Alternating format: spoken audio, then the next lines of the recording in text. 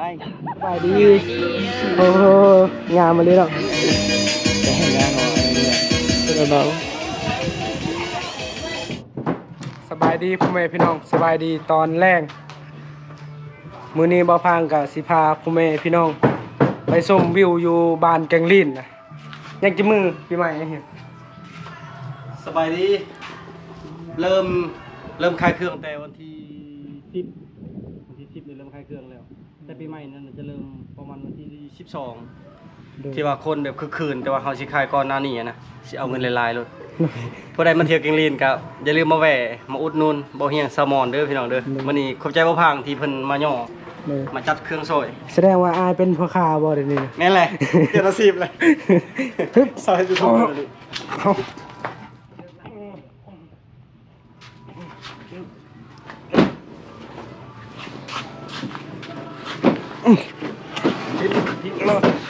วัดเจ็ดน้ำเบี้ยซี่ๆไป ตัวคือว่า โอเค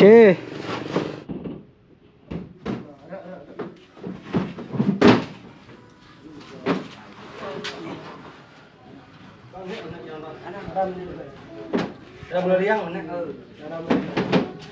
ตอนที่นี่ถูกขาถูกขา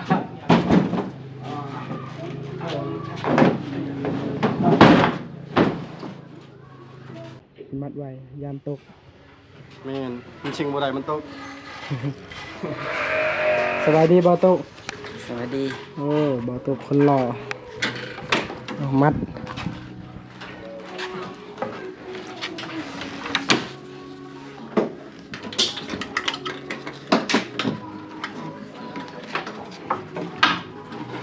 เครื่องมัดที่ซ้ำนี่บ่ยังเวลาอยู่ตกเสียม ตัวนี้เด้ ไปนั่น ตัวนี้ก็เอาไปก้มรักนะ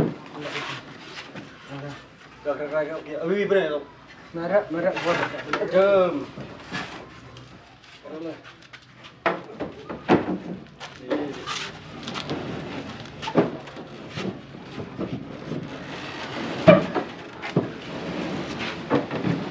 เครื่องคองก็เอาขึ้นรถเรียบร้อยแล้ว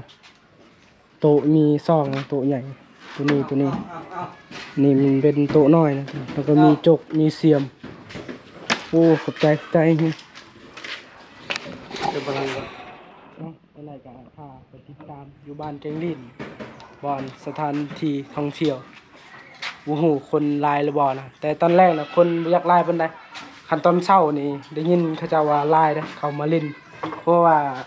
ยามนี้ก็แดดแน่จะได้กันพาไปติดตามนำกันเลยไป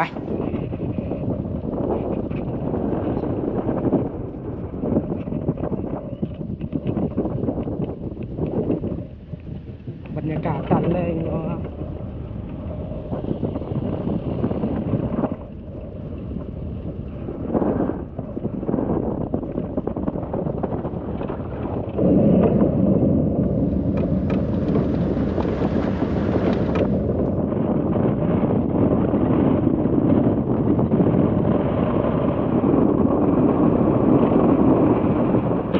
ไก่ที่หอนเนี่ย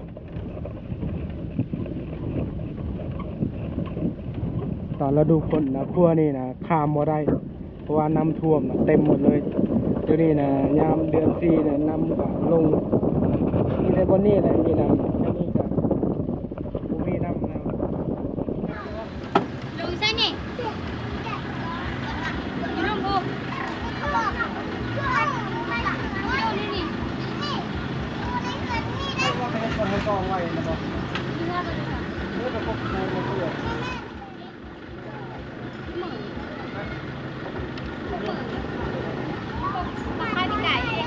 วันนี้เขาเจ้าเริ่มขายแล้วได้เครื่องคอง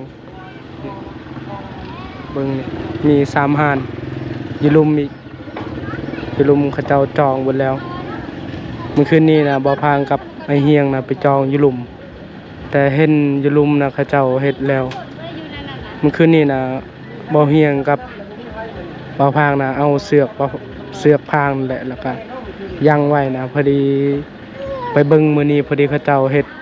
บ่องเขาเจ้าปลูกผาบัดแล้วนี่อยู่หลุม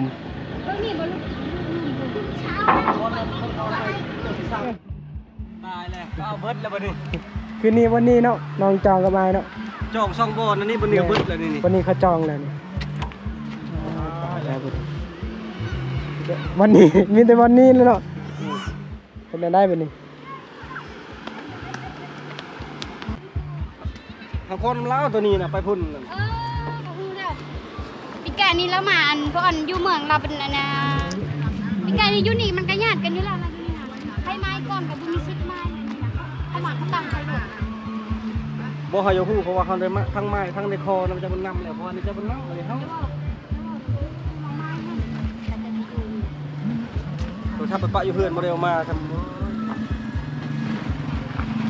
ให้มาไม้เนี่ยตุคนงงๆเลยแม่นอัน ให้เฮียงกับบ่พางไม้แต่วันนี้นะ ตัวนี้เราเรียน แต่วันนี้ฮอตพี่นะแล้วก็วันนั้นอีกเขาเฮ็ดซีแก่นะวันนี้นะบ่พางกับไอเฮียงมาไม้บนนี้ประมาณ7 โมงนะประมาณนี้แหละแต่มื้อนี้นะเฮาเอาโต๊ะยังมาพอดีเขาเจ้าเฮ็ดบอลเขาเจ้าปูผ้าบัดเรียบร้อยแล้ว เคยเห็นเราดูแต่ว่าจำ ไพ่ก็เบานี่แหละต้องไพ่นี่ เบิ่งบรรยากาศตอนแรงโอ้วิวสวยงามเบิ่งแก่งมีลมอีกเบิ่งเขาเจ้าลงมาอาบน้ำนะคือว่าโอเคอยู่บรรยากาศตอนแรงพ่อแม่พี่น้องเบิ่งอยู่เทิงนะแค่นี้แหละเขาลินนะอยู่ลุมเขาก็คายเบียร์อีกเขาคายติดกับแก่งเลยเด้อวันนี้ก็คือการเขาเจ้าคายเบียร์เขาปรับดินให้ดินเพียงนะเห็นกระปรับอยู่วันนี้แหละบ่พังว่าคักบอลอยู่นะบอลนั่งกินเบียร์มีเต็นพร้อมเต็น2 ด่างนะตัวนี้เต็นใหญ่ตัวนี้คือซีเมนเต็น4x6เพราะว่าบ่พังก็เคยเฮ็ดงานกลางเต็นอยู่แล้วตัวนี้นะเต็นน้อยแต่เบิ่งวิวนะบอลอาบน้ำนี่โอ้น้ำก็ใสคักอะไรอ๋อเบียร์ลายแท้ตะกองไหวเต็มหมดเลยตอนนี้ไอเฮียงกับสิลมเบิ่งน้ำเข้านะสิอยู่บนนี้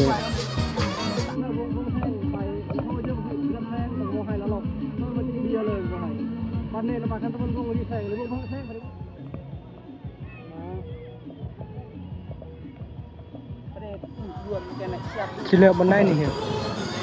จากบอลไม้แล้วก็จะเอาอะไรพี่น้องเอ้ยงงอยู่แล้วนี่ว่าสิลงเท่านี้แล้วนี่แต่เมื่อยดีแบบ คักอยู่เพียงอยู่ดินนะ นี่นี่ว่าช่างเราไม่ได้เครื่องเนาะว่าช่างเราเครื่องคิดไปเลยท่านนาทีนั่นน่ะลำเล็กต้องลำเล็กตะโกนเลยลำเล็กจับจอมต่อจับเก๋หนาวไหนจะขาดเด็กเด็กเราเด็ก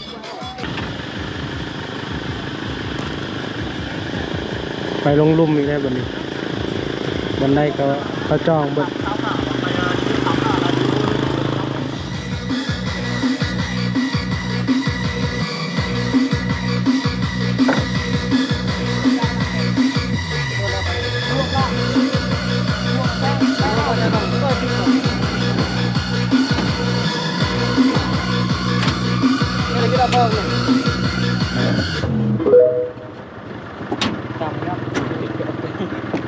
บอลเขาเจ้าอยู่บอลนั้นมันเป็นแก้งนะเขาเจ้าเรียนโตะเป็นแถวเลยนี่ก็คือเครื่องเสียงเขาเจ้านะเขาเจ้าเปิดย้ำรับว่าดังในเครื่องเสียงเขาจะแห้งครับเบิ้งเบียร์นะแถวนี้นะสไลด์เขาใส่เบียร์เวียดนะเขาเอาไปขายนะสไลด์เบียร์ลาวบางคนก็ซื้อบางคนก็บ่ซื้อสไลด์เขาซื้อแต่เบียร์เวียดเพราะว่าเงินก็ทำไมว่าเงินบ่พอนะเบียร์นี่เขาขายแก๊ส150,000นะอันละหมื่นในพวกพี่น้องแก๊ส1น่ะ150,000เขาขายเบียร์ลาวนี่แก๊ส1ก็700,000 เขาซื้อบ่ได้เขาก็ซื้อเบียร์นี่แหละเบียร์ธรรมดา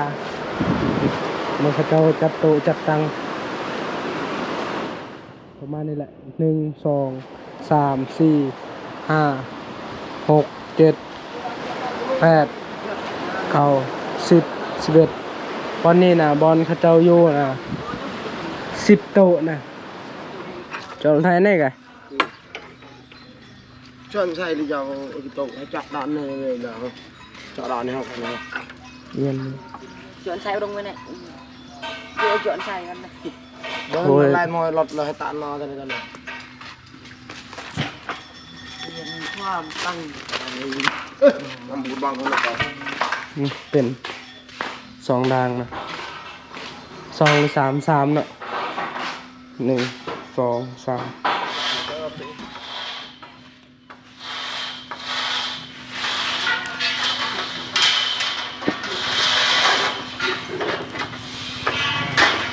thằng này chẳng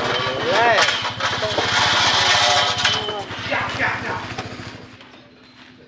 cam chưa cho tên này đây mình đi thế là cắt trâu trâu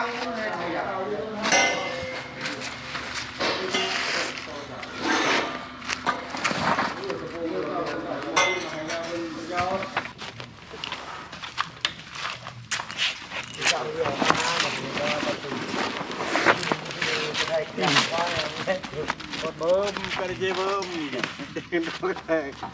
นั่นจะเจาะนั่นต่อ đang của nó làm này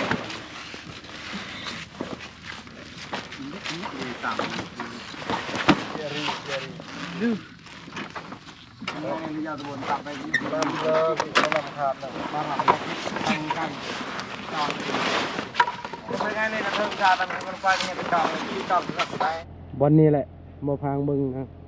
เขาเจ้าจองกวางแล้วก็เพียงนั่นดินนี่เขาเจ้ามีวงนี่สวัสดีไอเดือน มาเด้อมาไปอยากมาเที่ยวชมวิวแกงลีน เลย ความหมายแกงลีนตะกี้หินแบบลีนนั่นแหละน้ำหนักประมาณ3 ต้นพี่น้องแล้วก็ใหญ่เดียวจังหน่อยให้บ่พางไปสัมภาษณ์ให้เบิ่ง เลย ใหญ่ประมาณหน้า50-60นั่นแหละแต่ว่าความยาวนี่ตกอยู่200 เมตรพี่น้องความหมายแกงลีนคล้ายๆกับลีน เลย สมัยตะกี้ตอนบ่มีโทรศัพท์นะรุ่นปู่รุ่นย่า เลย เขาเจ้าไปอยู่เวียงจันทน์หรือว่าไปอยู่สวรรค์ไปค้าขายนั่นแหละหรือว่าไปลักเครื่องลักของ โดย คนเมืองนอกหรือว่าคนเขาอยู่เขตนี้เขาลักเครื่องมาแต่พุ่นแล้วก็มาเกงลินเขาฮู้เกงลินมันเชียงนั่งเลย เลย เชียงนั่งขนาด แม่นดงดัง ถ้าว่าไผว่าขี้ตัวนี่ค่อยสาบานก็ได้ แม่น ไผอยู่จุดนี้เสียงนั่งนะเสียงนำไล่เกงลินว่าเอาไงซะ แล้วก็พายุจุดนี้เขาไปเวียงหรือว่าไปอยู่ไสก็แล้วแต่สมพาะประเทศลาวเขากลับมาอยู่แกงลีนะ เลย ก็ได้ยินเสียงนะ เพราะว่าวิว จากนั้น งา ก็ มเนาะ พักซองเลยเด้อพี่น้องเอ้ย เลย เจอกัน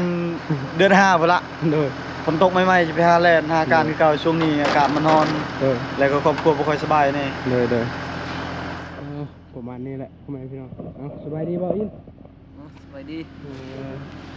มื้อนี้เฮ็ดแบบนี้เอายังแน่มาขายยังแน่ khai bia เบียร์แล้วก็ยังอีก bữa tu nè ตูคือสิลายเนาะวันนี้เนาะ lại lại ngoan xong đọt lại เพราะคือว่าลายเติบได้พ่อแม่พี่น้องสิตั้งวันใดตูนะเบิ่งเนียนบ่ si เออ si cho nên xong เข้าแบบบ่ได้เฮ็ดวงบ่ bò มีแต่เปิดตัวแล้วก็ขายเบียร์แบบนั้น rồi ก็คือว่าโอเคอยู่เบิ่งนี่เขาก็ยังสิเอาผ้าบัดมุงไว้นี่บอนนี้อีกแล้วมีบอนนี้เขาขายนะโอ้ตูเข้าก็ยอมรับว่าลายเด้อนี่ไอ้หนุ่มคนหล่อสบายดีบ่วุ่น bài đi เห็นว่าเจ้าของเสืออยู่ไซเสือ đi vươn โอ้ สบายดีบ่น้อย สบาย ดี โอ้บ่นอนหลอกคนดุแต่วันนี้ทีมงานเขากำลัง เอาโต๊ะเอาโต๊ะ จัดบอนสถานที่เขาสีตั้งวงนะกับคนบ้านเดียวกับเบาพางแหละ ตั้งเอาเนาะเตยนละเตยหอเตยหอบินlagi dah ian ni mak bil gua mana bil lapang lah ni bil lapangเลยล่ะก็ไปเอียนตะโกจะเอาไก่มันนี่เนี่ยเต็มเอ้ยกูรังปอดเต็มเลยจองเนาะดีในเลยจะกองขึ้นนั่นให้กระไหนกันในเซโรทีฟกันเลยบอลคำกะนี่หนาวกระจองเลยทุกวันเลยเด็กคุณมานี่เลยกระเลยกินเลยท่านนี่เที่ยวบนอากาศเนี่ยบดอนเนี่ยเป็นทุกดีบดอนเอาไรเนื้อสองสามดูตาตาเพราะตาหนูให้เด็กหลับตาละอีกเฮ้ยเจาะดอกมันก็ใช้น้ำก่อนนี่เลย แล้วโต๊ะนี่ไว้เฮียง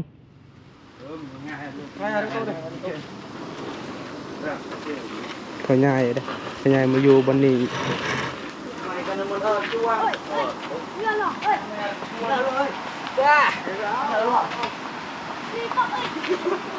Ambil apa kan?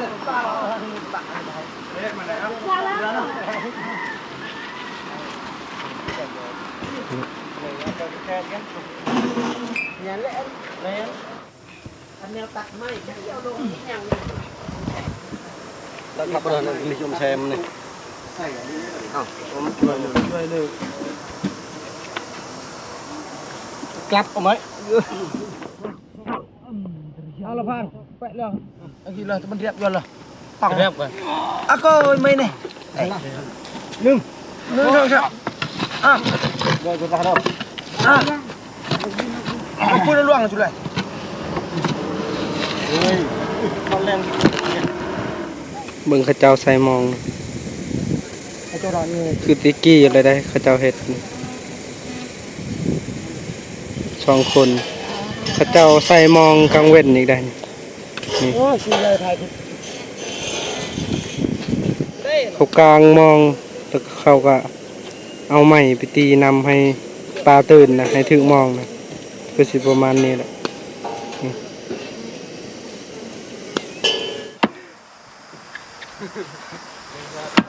อนุญาตคุยพี่น้องตัดไม้อนามัยบอล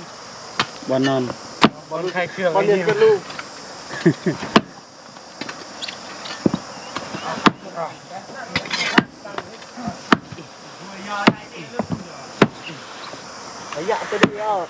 บักเชียงมันตายแล้วแค่รู้กูไว้ยังไงไอ้ยะเงินเอาไปแล้วเอาไอ้ยะให้มาจำดูเยี่ยมรา Ai chưa tên đi.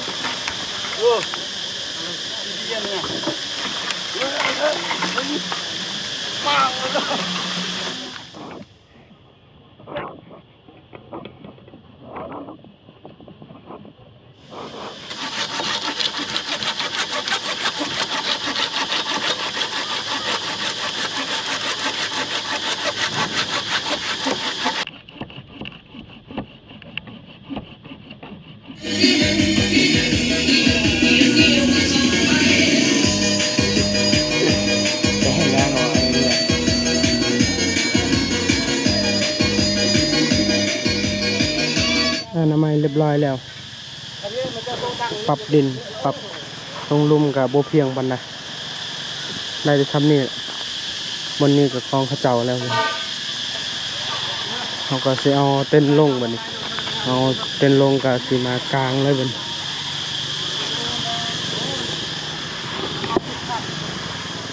เมื่อยเที่ยวไปเที่ยวมาแดดกระแดดวันนี้แดดแต่เช้าวันนี้ผมเหมือนพี่น้อง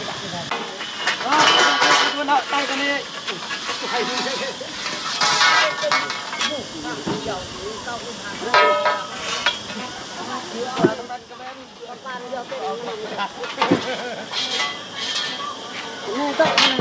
hampir.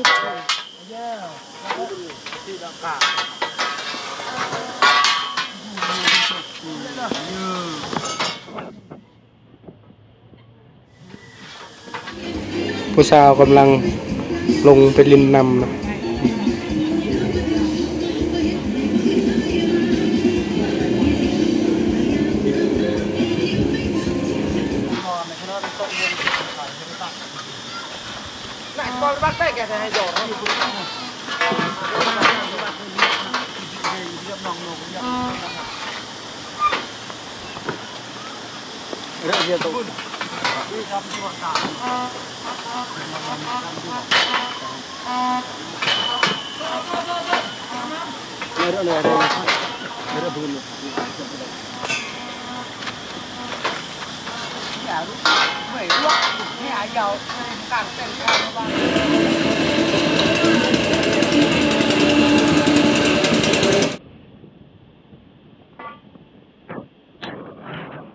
แซงก่อนพังแซงเลยอยู่นี่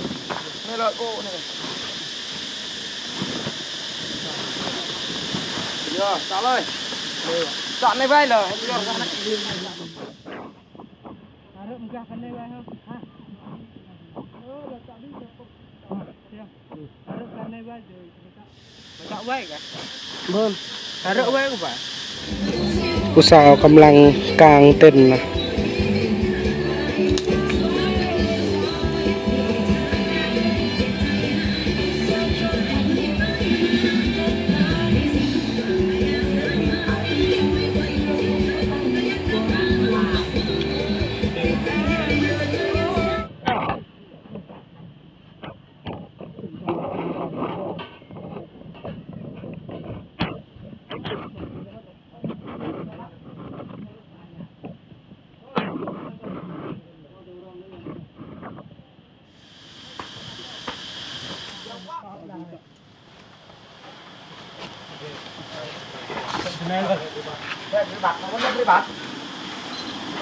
Nếu mà sao thứ nhiều người ta tưởng sau dây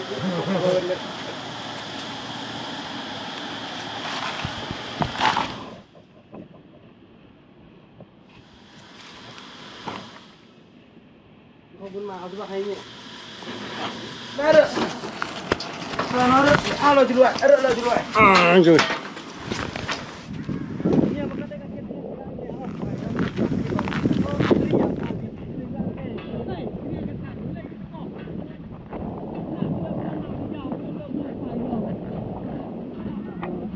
กลางเต็นท์เรียบร้อยแล้ว เต็นท์มี3ดังพอดีเขากลางเบิดเลยอยู่ลุมนะดังหนึ่งพอดีบนนี้นะ2ดัง tên là cho nên tên có các bạn có thị là càng lên của dân cái cho lạc có thể không nhau gì đấy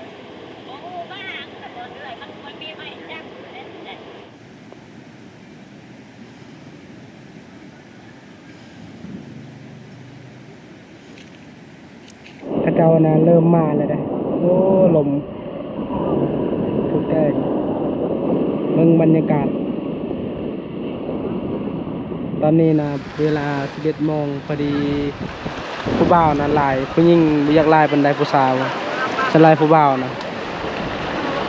มากับไอ้หนุ่มสุดหล่อนี่2 คนโอ้บ่าวกรุงเทพวันนั้นเขาเจ้าก็ใช้มองเลย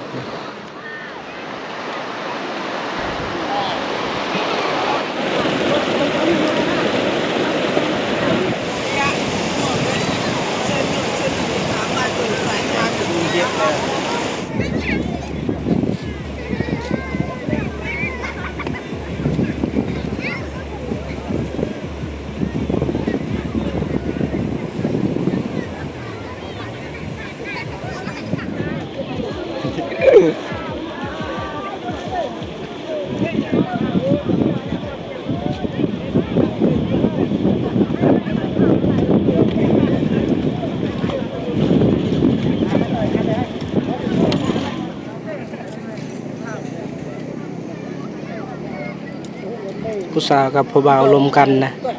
แบบนี้แหละ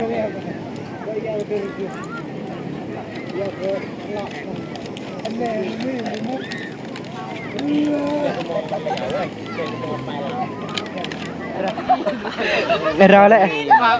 เราลูกเราแหละฮะ ถ่ายพุ่นดาววิลเปตเลยพุ่นดาว วิลเลเบนไหน ถ่ายพุ่นดาว ฮะ ถ่ายพุ่นดาวถ่ายจากเลยพุ่นดาว เอางอแล้วเต้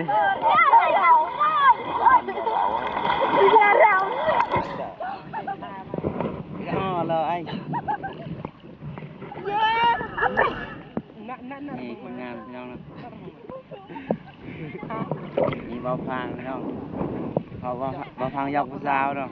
โอ้โหผู้สาวมีแฟนจะบอกนะแต่กำลังหยอกคน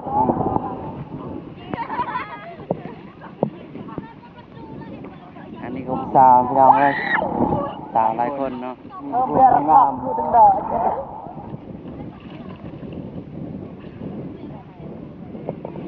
นี่ผู้สาวงามมีแฟนแล้วบ่โสดบ่สาวโสดนะพี่น้อง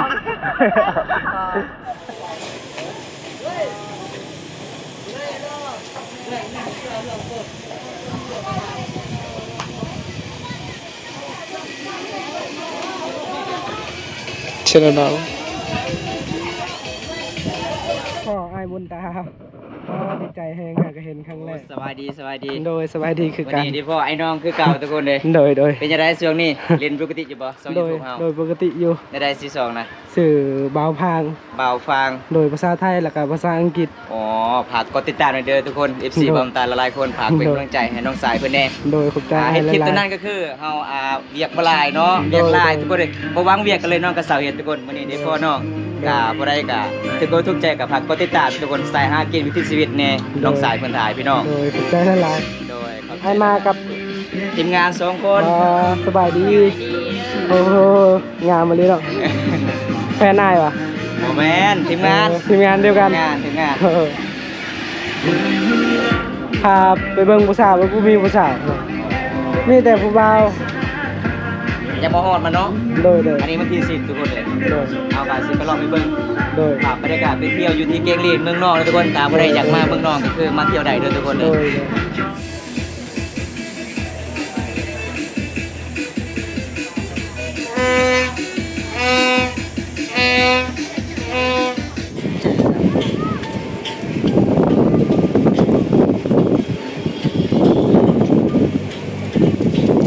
มาฮอดเพื่อนเรียบร้อยแล้วช่วงนี้บ่ข้างกะบ่ได้ไปไสฟืนพี่น้องหลังจากทีมงานเฮากะค่าเวียกค่างานนะก็เลยถ่ายแถวๆบ้านเอาการถ่ายนี่สำหรับบ่พังนะบ่กล้าถ่ายเด้เขาเจ้าบ่แม่นว่าเขาเจ้าหายนะแต่เขาเจ้านะอายกล้องเพราะว่าเฮาบ่ได้ฮู้จักเขาเฮามาถ่ายเขาอายกล้องนะแบบนี้คันเฮาบ่ถ่ายเฮาก็เว้านำเขาก็เว้าได้นะแต่ก็ว่าถ่ายนะเขาเจ้าบ่เคยเข้ากล้องก็เลยแบบเขินนะเขินกล้องนะแบบนี้มีแต่เว้าพังก็เอาโทรศัพท์แหละเอาโทรศัพท์ซูมเอาแบบนี้ถ่ายแบบถ่ายหลักๆแต่ก็เรื่องถ่ายนะเขาบ่ได้ให้เด้แต่เขาอ้ายนะคันสมมุติว่าคันเว้าพังนะไปแล่นถ่ายเขาเจ้าตอนเขาเจ้าย่างบางทีเขาเจ้าลงอาบน้ำนะบางทีเขาเจ้าเห็นกล้องเขาเจ้าก็ปบก่อนนะแบบนี้นะก็เลยแบบถ่ายแบบให้เขาบ่ฮู้จักว่าเฮาถ่ายนะแบบนี้นะมีแต่ถ่ายหลักๆเอ้าพ่อแม่พี่น้องเนาะสำหรับคลิปนี้ก็สิบ่มีหยังหลายก่อนอื่นก็ต้องขอบใจพ่อแม่พี่น้องที่ติดตามและให้กำลังใจคลิปหน้าพบกันไหมบ๊ายบาย